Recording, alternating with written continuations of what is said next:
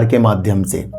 शिकारी कौन लोग हैं? शिकारी वो लोग हैं जो बड़े बड़े ऑपरेटर हैं, जो दाना डाल दें, हम खरीदते हमें प्रॉफिट आ रहा है, हम सोचे यार हमने बुक कर लिया ये तो और भाग गया, हम फिर खरीदते हैं हमें फिर प्रॉफिट आ रहा है, वो फिर और दाना डालते हैं हम फिर खरीदते हैं हमें फिर प्रॉफिट कर रहे हैं। भैया आपका पोर्टफोलियो खत्म हो गया। मैंने आपको क्या कहा? जब विजय केडिया साहब ने कहा है कि वो नया पैसा नहीं लगाएंगे, वो लेकिन अपने पोर्टफोलियो में बने रहेंगे, तो आप और हम होते क्या है भाई?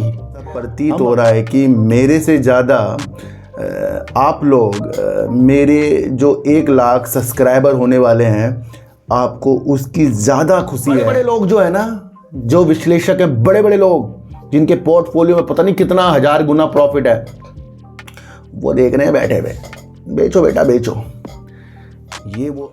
क्योंकि आपका मकसद होना चाहिए वीडियो को देखना और उस चीज़ को समझना जो मैं यहाँ पर आपको अलग अलग ढंग से कहता हूँ। और जो हमारे पेट्रोलियम मंत्री जी हैं, उन्होंने कुछ एथनॉल के ऊपर कहा था, तो आज हम प्रकाश डालेंगे चीनी एथनॉल के ऊपर, और क्या अलग से कुछ चीज़ फिर से होने वाली है उसके बारे में आज हम बातचीत करेंगे।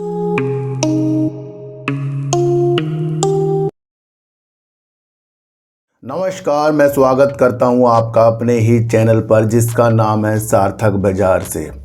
आज बात करेंगे सकूमा एक्सपोर्ट की, बात करेंगे कल जो रामा स्टील के ऊपर मैंने वीडियो बनाई थी, थोड़ी सी एक न्यूज़ निकल कर आई है उसके बारे में बात करेंगे। और बीते दिनों मैंने आपको कहा था कि मैं दोबारा से शुगर सेक्टर के ऊपर और जो हमारे पेट्रोलियम मंत्री जी हैं, उन्होंने कुछ एथनॉल के ऊपर कहा था, तो आज हम प्रकाश डालेंगे चीनी एथनॉल के ऊपर, और क्या अलग से कुछ चीज़ फिर से होने वाली है उसके बारे में आज हम बातचीत करेंगे। देखो तो आज की वीडियो आपको बड़ी गहराइयों से ही समझनी पड़ेगी, क्योंकि आपका मकसद होना चाहिए वीडियो को देखना और उस चीज़ को समझना जो मैं यहाँ पर आपको अलग अलग ढंग से कहता हूँ, है ना। असल में याद रखना सर, आपके लिए वो वीडियो कभी भी कामयाब नहीं होगी जहाँ पर आपको ऐसा दिखा दिया जाए कि छोटा शेर जो है वो बहुत बढ़िया हो गया और वो आपकी झोली भर देगा। वो कभी भी आपके लिए बेनिफिट नहीं लेकर आएगी। आज की वीडियो से आपको ये चीज़ें समझनी पड़ेगी, है ना। तो उन बातों के बारे में आज हम बात करेंगे। कल मुझे जो कमेंट देखने को मिले, मुझे ऐसा प्रतीत हो रहा है कि मेरे से ज़्यादा आप लोग मेरे जो 1 लाख सब्सक्राइबर होने वाले हैं, आपको उसकी ज़्यादा खुशी है और ज़्यादा उसकी चिंता है कि जल्दी से जल्दी वो चीज़ें हो जाए। तो काफ़ी लोगों ने कल सर 1 लाख हो जाएंगे पहले ही मुझे उसका एक शुभकामनाएं दे दी। तो मुझे ये चीज़ देखकर बहुत अच्छी लगी कि कोई व्यक्ति किसी ऐसे व्यक्ति को जिसको वो मिले भी ना हो, यूट्यूब में देख रहे हो और उनसे हृदय ऐसे मिल जाएं कि उनकी खुशी में आप सबकी खुशी हो रही है। ये मेरे रोंगटे खड़े कर रही है। ऐसी चीज़ें मैंने पहली बार अपनी लाइफ में देखी कि आप और हम का परिवार जो है एक दूसरे के दुख सुख में तैयारी के साथ आगे बढ़ रहा है। तो शायद जब मैं ये वीडियो बना रहा हूँ, अभी दिन के 1-2 बज रहे हैं और मुझे ऐसा प्रतीत हो रहा है कि शायद आज ही ये 1 लाख हो जाएंगे। तो अभी नहीं हुए हैं ना, वो आप दुआ करोगे जल्दी वो चीज़ें हो सकती हैं, मुझे ऐसा लगता है। तो आपका फिर से मैं बहुत बहुत धन्यवाद देता हूँ, ये मैं आपको बता दूँ। देखो सर, मार्केट की गिरावट के लिए पिछले 1-1.5 महीने की चीज़ों के साथ मैंने जो भी वीडियो आपके लिए बनाई है, जहाँ पर हर एक ऐसे संकेत हमें दिखाई दिए जा रहे थे, वैश्विक वाले यहाँ के जो बड़े बड़े विश्लेषक हों, या फिर हम वो चीज़ को देख रहे हैं कि शेयर काफ़ी ऊंचाई पर है, जो हमारा इंडेक्स है, बैंक निफ्टी है, ये सारी चीज़ें जो हैं काफ़ी ऊंचाई पर है। ये तो अपने आप में ऑब्जर्व हो रहा है कि कहीं ना कहीं आगे जाकर कुछ भी गिरावट के संकेतों के साथ हो सकती है ना। तो उन चीज़ों के साथ मैं आपको प्रतिदिन सचेत करता ही जा रहा था, और मुझे आज ये चीज़ देखने को मिली है कि अब जब अमेरिका बाज़ार आपको गिरावट की ओर है, अलग अलग रणनीतियाँ आ रही हैं। एक ने रील बना दी कि सितंबर के महीने में तो हर साल सबसे ज़्यादा गिरावट होती है। भैया मुझे तो ये चीज़ें समझ में आ रही है, तब जब वो गिरावट हो रही है तब उसके ऊपर वो चीज़ें हो रही हैं।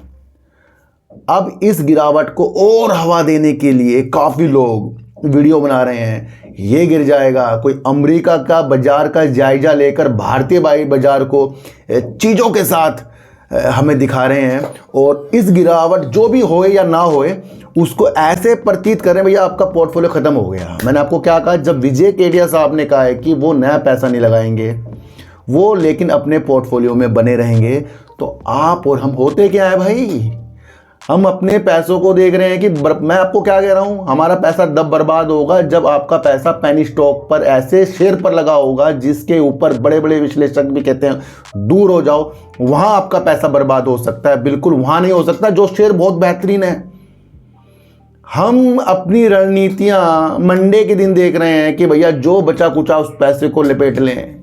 ये मैं बता रहा हूं आपको, ऐसी वीडियो आ रही है।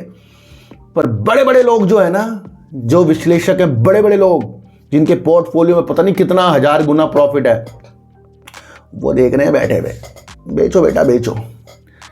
ये वो चीज़ है जिसे आपको समझना पड़ेगा। मैंने कहा था जब आप शेयर बाजार में काम करते हैं तो गिरावट होगी, लिखना है इसको। और अब ऐसी वीडियो आ रही हैं, हर एक वीडियो उठाकर देख लो आप, गिरावट हो जाएगी, ये हो जाए। भैया पहले कहाँ थे ये लोग, पहले कहाँ ये लोग थे जब बड़े बड़े लोग कुछ विश्लेषण कर रहे थे, तब ये आपको नहीं बता के जा रहे थे। गिरावट हो या ना हो, जीना आपको आना चाहिए, समझ रहे हो।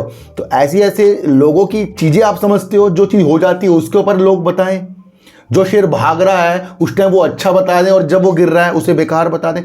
समझोगे जब तक भैया कुछ नहीं मिलेगा आपको। मैं आपको बताता हूँ, समझना आपको बहुत जल्दी है। जितना जल्दी हो सके बचो, बचने पर टाइम लगाओ, और उससे ज़्यादा अध्ययन अपनी एनालाइज की ओर लगाओ, और उससे ज़्यादा अध्ययन अपने ऐसी तरफ लगाओ जहां जिस सेक्टर में जो चीज़ें हो रही हैं उससे किस किस शेयरों के अंदर इफेक्ट पड़ सकता है। मतलब वो ये भैया, जो इस मतलब को समझ जाएगा वो बहुत, इसलिए न्यूज के ऊपर ज़्यादा फोकस करिए। अभी आजकल मैं जो कैंडल चार्ट की चीज़ों को समझ रहा हूँ, वहाँ पर भी ऐसी चीज़ प्रतीत हो रही है कि भाई एक न्यूज़ जो है पासे पलट देती है। एक न्यूज़ जो है अगर हम ग्रीन की तरफ उसे देखें तो एकदम बैड न्यूज़ है तो रेड कैंडल बनेगी। वो किसी चीज़ को हमने देखा, पर वो न्यूज़ ने उस चीज़ को बना दिया। इसलिए किसी को कुछ नहीं पता। सबसे पहले जो व्यक्ति अपने को बचाएगा वो सबसे आगे जाएगा, है ना। आज इस कहानी को समझेंगे शिकारी और शिकार के माध्यम से। शिकारी कौन लोग हैं? शिकारी वो लोग हैं जो बड़े बड़े ऑपरेटर हैं, जो दाना डाल दें, हम खरीदते हैं हमें प्रॉफिट आ रहा है, हम सोचे यार हमने बुक कर लिया ये तो और भाग गया, हम फिर खरीदते हैं हमें फिर प्रॉफिट आ रहा है, वो फिर और दाना डालते हैं, हम फिर खरीदते हैं हमें फिर प्रॉफिट आ रहा है। एंड में चुंगल में हम आ जाएंगे, हम फंस जाते हैं। वो चाहे अच्छे शेयर हो चाहे फिर वो बेकार शेयर हो, नीयत हमारी हमें ही बचा कर जाएगी। तो शिकारी होते हैं ऑपरेटर, और शिकार कौन है? शिकार होते हैं हम। इसलिए आज से शिकार को भी शिकारी बनना पड़ेगा। कैसे बनना पड़ेगा भैया? जब हम खरीदते शेयरों को देखें कि उससे मुझे कमाना है तो वो बन गए हम शिकार, और जब हम खरीदते ही शेयरों को देखें मुझे शांत बैठना है, मुझे इसका काम पसंद है, तो आप बन गए शिकारी। तो ऑटोमेटिकली आपके पास पैसा हो ज़्यादा या ना हो, आप शिकार से शिकारी बन सकते हैं। जब आप शेयरों को ये ना सोचें कि खरीदते ही मुझे प्रॉफिट देगा, और बार बार खरीद कर बार बार बेचना, बार बार खरीद कर बार बार भैया एक बार तो फंसोगे ना। तो आज इस शिकारी की चीज़ें आपको समझनी है कि जब किसी चीज़ को पकड़ने के लिए शिकार, चाहे मछली का जाल बिछाए, चाहे वो चिड़िया पकड़ने का, चाहे वो फिर शेर का भी जाल बिछाए, तो वो लालच के तौर पर होता है। कई फिल्में देखी होगी ना, शेर को पकड़ना है, पुरानी फिल्मों में बकरी लगा दीजिए। तो अब हमें देखना है कि जो हम छोटी छोटी चीज़ों को न्यू खींचते हैं, फिर आगे बढ़ते हैं, फिर खींचते हैं, फिर आगे बढ़ते हैं, आगे जाल है भाई।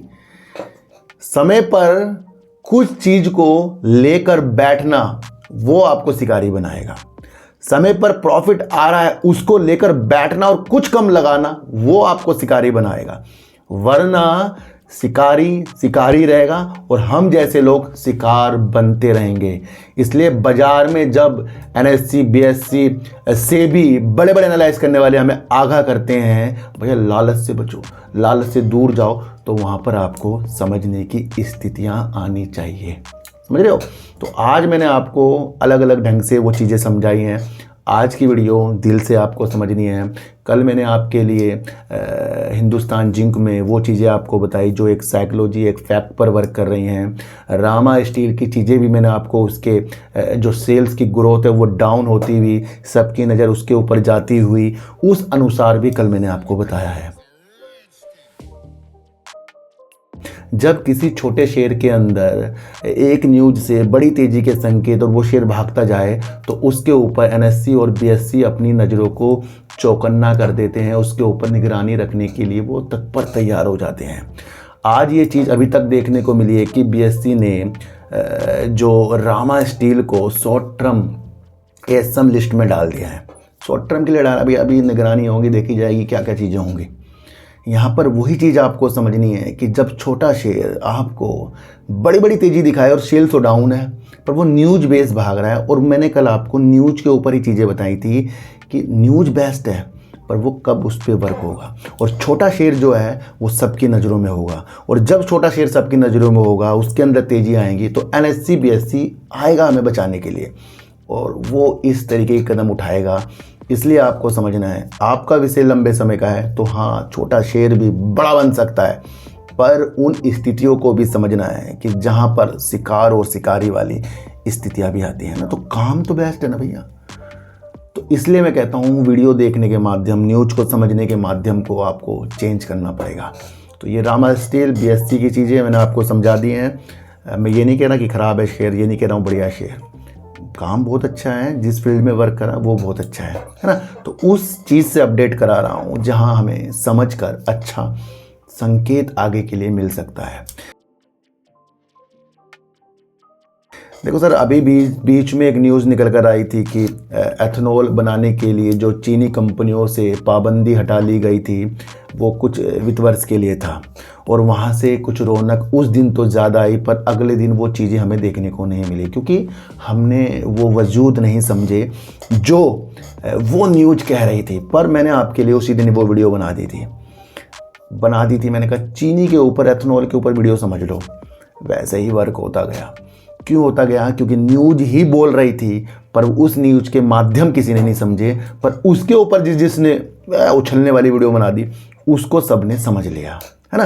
तो आज हम उसी के बारे में फिर से बात करेंगे और देखेंगे कि चीनी, एथेनॉल क्या आगे जाकर कुछ अच्छा या बेकार या उससे प्रतीत और जो शेयर हैं क्या हो सकते हैं। सबसे पहले आपको समझना पड़ेगा कि चीनी पर जो निर्यात पर प्रतिबंध लगा दिया गया था वो स्थानीय आपूर्ति को पूरा करने के लिए, मांग को पूरा करने, यानी घरेलू बाजार भारत के अंदर जो चीनी की कमी थी उसको पूरा करने के लिए सरकार ने वित्त वर्ष 2024 में निर्यात पर प्रतिबंध लगाया। अब इस निर्यात से जो प्रतिबंध लगा चीनी कंपनियों के ऊपर, जो वो निर्यात करते थे यानी कि एक्सपोर्ट करते थे, उनके अंदर कमी आना संभव ही था। अब इस चीज़ को सकुमा एक्सपोर्ट, आपको पता ही है कि वो कृषि उत्पादों का जो भी निर्यात करता है, जिसके ऊपर वो वर्क करता है वो ज़्यादा से ज़्यादा चीनी के ऊपर वर्क करता है। वित्त वर्ष 2022 में अगर हम एक चीज़ देखें तो 99% चीनी का जो राजस्व था 2022 वित्त वर्ष 2022 में वो 99% था। जब वित्त वर्ष 2024 में इस तरीके की चीज़ें जो हुई तो ये घटकर हो गया 78%, यानी कि चीनी के लिए वर्क जो है सकुमा एक्सपोर्ट करता है और अधिकतर ये जो है चीनी निर्यात की स्थितियों के साथ है। ये मैं कोई घुमा कर आपको नहीं बोल रहा हूँ भैया, ये एक नोट पर अगर आप समझें कि अगर आप स्किनर के अंदर सकुमा की फंडामेंटल सब कुछ चेक करें तो वहाँ पर सकुमा ने खुद कहा है कि वित्त वर्ष 2024 में निर्यात पर जो प्रतिबंध लग गया था उससे उसकी बाजार की हिस्सेदारी भी प्रभावित हुई है, और उसने जो निर्यात कर रहा था उसके अंदर उसने कटौती करके अपने घरेलू बाजार के अंदर अपना ध्यान आकर्षित किया है। तो यानी कि ये खुद बोल रहा था जिसके वजह से इसके राजस्व में बाजार की जो निर्यात की चीज़ें थी उसके अंदर वित्त वर्ष 2024 के फैसले में जो चीनी के ऊपर प्रतिबंध था उसके अंदर सकुमा का इफेक्ट पड़ा था जो चीनी के ऊपर था। इससे आपको समझना चाहिए सिर्फ सकुमा के लिए नहीं है, और अलग अलग कंपनियां, चाहे वो रेणुका शुगर और अन्य कंपनियां हो, जो निर्यात जो है चीनी करती थी। अब एक और न्यूज़ निकल कर आई है, ये सकूमा इसलिए बता दिया क्योंकि अभी हाल ही में इसकी एक मैंने वीडियो बनाई थी जिसके ऊपर मैंने आपको हर एक दिशा वो चीज़ें बताई थी, और चीनी के ऊपर, क्योंकि ये जो चीनी से हटकर अब वर्क कर रहा है, चीनी पे तो करेगा ही, क्योंकि हम देख रहे थे कि निर्यात जो है उसका प्रतिबंध जैसे हटेगा तो फिर चीनी कंपनियों के साथ साथ सकूमा को भी उससे बेनिफिट होगा, है ना। और अब ये क्या कर रहा है कि एथेनॉल की जो आपूर्ति होती है, जो बनता है, वहाँ के लिए ये मक्का कंपनियों को जो रिफाइनरी करती है उनको आपूर्ति करता है, तो उसके ऊपर भी इसने ध्यान केंद्रित किया है। बात हो रही थी चीनी के निर्यात पर प्रतिबंध 2024 में लगाया गया। एक न्यूज़ और निकल कर आ रही है जहां पर इस प्रतिबंध को अगले नेक्स्ट मतलब दोबारा से फिर से बढ़ा दिया जा सकता है। ये इसलिए हो रहा है, समझना, एक तो चीनी की आपूर्ति घरेलू के लिए, दूसरा एथेनॉल का उत्पादन बढ़ाने के लिए। यहाँ पर अब एक चीज़ समझिए कि एथेनॉल का उत्पादन बढ़ाने के लिए ये चीज़ें हो रही हैं। आपको पता है कि अगर एथेनॉल ज़्यादा से ज़्यादा हम वर्क करेंगे तो हमें ज़रूरत पड़ेगी गन्ने की, और गन्ना ज़्यादा से ज़्यादा फिर हमें चाहिए। तो इस उपलक्ष्य में निर्यात की चीज़ों के साथ फिर से जो प्रतिबंध लगाने वाली न्यूज आई है, तो भैया इफेक्ट शुगर सेक्टर पर डाल रही है। पर यहाँ से अगर एथेनॉल की चीज़ें होंगी तो ये हो गया होल्ड वाली स्थितियां जो हम दूर तक देख सकते हैं। यहाँ एथेनॉल की स्थितियां मैं अब आपको सकूमा के लिए नहीं बता रहा हूँ, अब ये एथेनॉल की स्थितियां होगी अन्य कंपनियों के लिए, समझ रहे हो। तो ये एक ऐसी दिशा दिखा रहा है कि एथेनॉल के अंदर अब ज़्यादा से ज़्यादा वर्क होने वाला। अभी बीते दिनों 6-7 दिन पहले मैंने आपको कहा था कि हमारे पेट्रोलियम मंत्री हरदीप सिंह पुरी ने कहा था कि उन्होंने जिस तरीके से कंपनियां जो होती हैं, ऑटो कंपनियां जो होती हैं, जो इंजन बनाती हैं, जो गाड़ियों पे वर्क करती हैं, उनसे कहा था कि वो 100% एथेनॉल से चलने वाला इंजन बनाने की ओर बढ़ें। उन्होंने एथेनॉल से 100% गाड़ियां चलाने की संभावना को बढ़ावा देने के लिए भी बातचीत की, और कंपनियों से जो गाड़ियां बनाती है उनसे इस तरीके से कहा कि वो E100, अभी E20 आपको यानी कि पेट्रोल में 20%, अब उन्होंने कहा कि E100 यानी कि 100% एथेनॉल पर चलने वाला वाहनों के लिए उन्होंने कंपनियों से कहा। यहां से क्या दिशा दिख रही है, अभी भैया 5% डीजल के लिए बात हो रही है, दूसरा 20% के लिए हम आगे बढ़ रहे हैं, और फिर 100% के लिए अगर इस तरीके से इंजन आएंगे तो वहां एथेनॉल तो वाकई लाजमी है। पर एक चीज़ आपको समझनी पड़ेगी, अगर एथेनॉल पर ज़्यादा बातचीत हो रही है तो फिर ये तेल वाली कंपनियां भी इससे बेनिफिट लेकर जाएंगी, क्योंकि वो तो खरीदती हैं और खरीद कर वो फिर मिश्रण करती हैं। तो यहाँ दो तरीकों से आपको देखने को मिलेगा, या तो चीनी के ऊपर जो निर्यात पाबंदी हटे तो एक बेनिफिट और हो सकता है, और अगर इस पाबंदी को बढ़ाना इसलिए कि एथेनॉल का उत्पादन होगा तो इससे भी फर्क चीनी कंपनियों को पड़ेगा बेस्ट वाला। तो ये दूर के लक्ष्य होते हैं जिसको आज मैं समझा रहा हूं आपको, तो वो चीज़ें आपको समझनी पड़ेगी। तो E100 की चीज़ें आपको समझ में आ गई। अभी भारत के अंदर 400 से ज़्यादा रिटेल आउटलेट हैं जिसके अंदर 100% E100 मिलता है, मौजूद है। तो यानी कि हम तो पीछे रह गए भैया, ये चीज़ें हो भी चुकी हैं पहले। तो एथेनॉल फोकस में रखिए, पर बढ़ावत के लिए नहीं कि कल कोई भागेगा परसों भागेगा, ये वजूद बताएं भैया, इससे समझिए। और अगर चीनी पे फिर से निर्यात पर पाबंदी लग जाए, दोबारा से दोहराई जाए, तो फिर सकूमा की चीज़ें समझिए, क्योंकि वो चीनी के ऊपर ज़्यादा एक्सपोर्ट करता है, आपको पता है ना। तो मैंने उस विधि से आपको समझाया जहाँ कड़ी से कड़ी जो चीज़ें हैं वो मिलती जा रही है ना।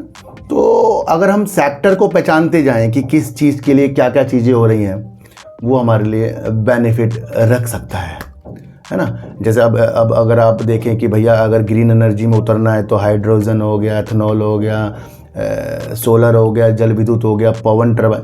पवन से मुझे एक चीज़ याद आई है, थोड़ा सा इसे आपको समझना पड़ेगा कि चीन ने दुनिया की सबसे बड़ी विंड टर्बाइन समुद्र में 5 लाख वर्ग फुट स्थित है, यानी कि इतनी बड़ी विंड टर्बाइन चीन ने बना दी। और चौंकाने वाली बात यह है भैया कि चीन ने इसे गुप्त रखा था। तो अब सबसे बड़ी विंड टर्बाइन जो है चीन पर है। सोचने वाली ये बात है कि जो विंड टर्बाइन के ऊपर चीन ने वर्क किया कि भाई दुनिया की सबसे बड़ी बना दी, तो यानी कि उसने उसका अध्ययन भी किया होगा, कि भाई पवन से क्या क्या हो सकता है। भैया हर देश कर रहा है, हमारा देश भी कर रहा है, हमारे देश की कंपनी अभी पवन की चीज़ों के साथ लड़ रही हैं। वर्ल्ड भी अब इस तरीके की चीज़ों के साथ, चाहे वो सोलर हो, जल विद्युत हो, चाहे फिर वो पवन टर्बाइन हो। तो जब इस तरीके की चीज़ें हमें वैश्विक स्तर की ओर देखने को मिले कि वहाँ की गवर्नमेंट, वहाँ के सरकार, वहाँ का देश जो अपनी स्थितियों को मजबूत करके इतनी बड़ी स्थितियों के साथ जा रहा है, वो भी पवन टर्बाइन पर, तो फिर इंडिया के अंदर या फिर अन्य देशों के अंदर भी इस चीज़ के अंदर कुछ महत्व जरूर होंगे, है ना। तो हम क्या करते हैं, हमने तो सूज लोन ले लिया, कल को 5 गिर गया, टेंशन ले ली, 5 भाग गया, मज़े आ गए। आइनॉक्स विंड ले लिया, 15 गिरा, टेंशन, 15 भागा, मज़े आ गए। हम तो सेक्टर पकड़ नहीं रहे हैं। तो चीन ने भैया चौंका दिया। और चीन अगर इस तरीके से आपको देखने को मिले, जो कई दशक पहले आपको देखने को सुनने को मिलता था कि चीन के अंदर काफ़ी प्रदूषण था, ब्लैक होल माना जाता था प्रदूषण का, किसको? चीन को। पर 1.5 दशक बाद इसने अपने को अक्षय ऊर्जा के अंदर पावर हाउस स्थापित करने के कदम बढ़ा दिए। तो वो इस तरीके से अपनी रणनीतियों को चीन ने आगे बढ़ाया है। अब यहाँ से पवन का नाम आया है, और जब पवन का नाम आया तो फिर उसकी चीज़ों को भी आपको समझिए कि उसका एक महत्व है। तो ये वो चीज़ होती है जिसको हमें खोजना पड़ता है ना। अभी सेमीकंडक्टर के ऊपर जो बातें हो रही हैं, तो उसको भी आपको खोजना पड़ेगा। हाइड्रोजन जो फ्यूचर का फ्यूल है, उसे भी आपको खोजना पड़ेगा। तो जब तक कि आप खोजोगे नहीं, तब तक कि आपको कुछ मिलेगा नहीं, है ना। तो भैया गिरावट में सब लोग आपको बताने आएंगे, उछाल में सब लोग आपको बताने आएंगे। मौके की तलाश, चीज़ों को समझना, और चीज़ें जो पहले हमें पता लगे उसका हमें अध्ययन करके आगे की रणनीति बनाना, वो तो भैया आपको यहीं पता लगेगा। आज तक के किसी को भी नहीं कहा भैया यहाँ खरीद लो, यहाँ बेच लो, ये खरीद लो, वो बेच लो, वो बेकार है, ये अच्छा है, वो सेक्टर बेकार हो गया जी, ये सेक्टर अच्छा हो गया जी। कभी नहीं कहा, कभी नहीं कहा। भैया अब मौके हैं। देखो सर, हमें तो एक बड़ी तैयारी करनी पड़ेगी, वो है अपने लॉन्ग के पोर्टफोलियो के लिए। देखो सर, मेरा भी लॉन्ग का जो पोर्टफोलियो था, अभी तो 3-4 साल जो मुझे हुए हैं, इसके अध्ययन से तो मैंने अपनी पहले अमाउंट को बढ़ाया है ना। क्योंकि मैंने 4000 से स्टार्ट किया था, आपको पता है। अब ये नहीं कि 4000 से स्टार्ट किया, मैंने और पैसे नहीं डाले अपने, डाले हैं, समय समय पर डाले हैं, समय समय पर सिप किया है, पर वो प्रॉफिट खींचने के लिए की थी मैंने। पर पिछले 1.5 से 2 महीने पहले जो भी मैंने आप चीज़ें की हैं, वो मैंने लॉन्ग का बना दिया। और मैंने तब बनाया, तब शेयर ऊपर की तरफ थे। क्योंकि मेरा एक हिसाब है कि अगर हम उस वक्त अपना पोर्टफोलियो बनाएं, जिस वक्त जो शेयर कामयाबी की ओर है, जो शेयर बहुत बेस्ट है, उसके अंदर अगर मैं अपना मैं अपनी बात बता रहा हूँ, वो गिर जाए तो मैं वहाँ मजबूत हो जाऊँगा। कि मुझे लगा कि गेल अच्छा है और गेल को मैंने ऊपर पकड़ा, वो नीचे आ गया, तो मैं वहाँ मजबूत हो जाऊँ। क्यों? मुझे धीरे धीरे एवरेज करने के मौके मिल जाएंगे। और काफ़ी लोग इस चीज़ से बचते, भैया जब गिरावट होगी तब बनाऊँगा, तब अपना लॉन्ग का पोर्टफोलियो बनाऊँगा। वो तो लालच सा आ गया हमारे अंदर। फिर भी हमें स्टार्ट करना चाहिए लॉन्ग का चीज़ें बनाने के लिए। जब हम अपने पोर्टफोलियो के अंदर जो लॉन्ग का है, गिरावट को नहीं देखेंगे, तब तक कि हम मजबूत नहीं हो सकते।